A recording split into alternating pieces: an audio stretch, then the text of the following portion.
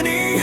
V mlhách času jsme Tartaria veliká, kde stepy a hory se spojily v říši nekonečnou. Z dávných dob, kdy Chanové a Slované vládli od Číny po Evropu proti Mongolům a Byzanci. Stále jsme hrdě pokročilá civilizace s věžemi sahajícími k nebesům, kde technologie staré jako země drtila nepřátele. Ve 13. století zlatá horda nás napadla, ale duch Tartarů přežil v tajných mapách, kde Evropa ignorovala naši slávu. Po 18.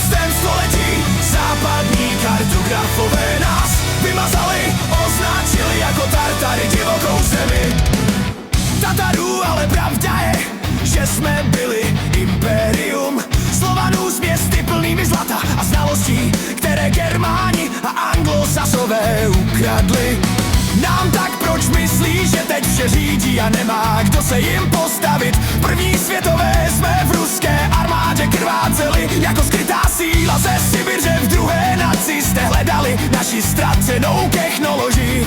Arktických expanzích pak zrada západu nás pohřbila. Pod bahnem povodním Udflut, co smetli naši slávu. Rusové nacisty brutálně likvidovali jako v Berlíně a chránili zbytky našeho dědictví. Žádná zrada bratrů slovanských, jsme čistí.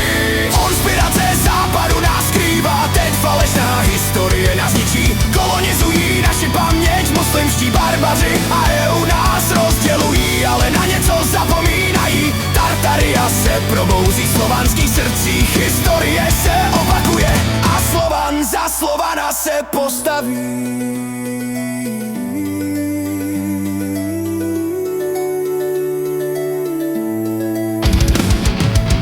My národ houževnatý jsme, co snese víc než jiní. S Griffinem v symbolu mýtickým, strážcem, co spojuje nebe a zem.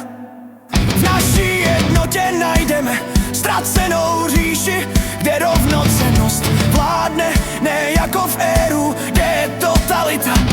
Od západu jak mor se šíří dál, jen nás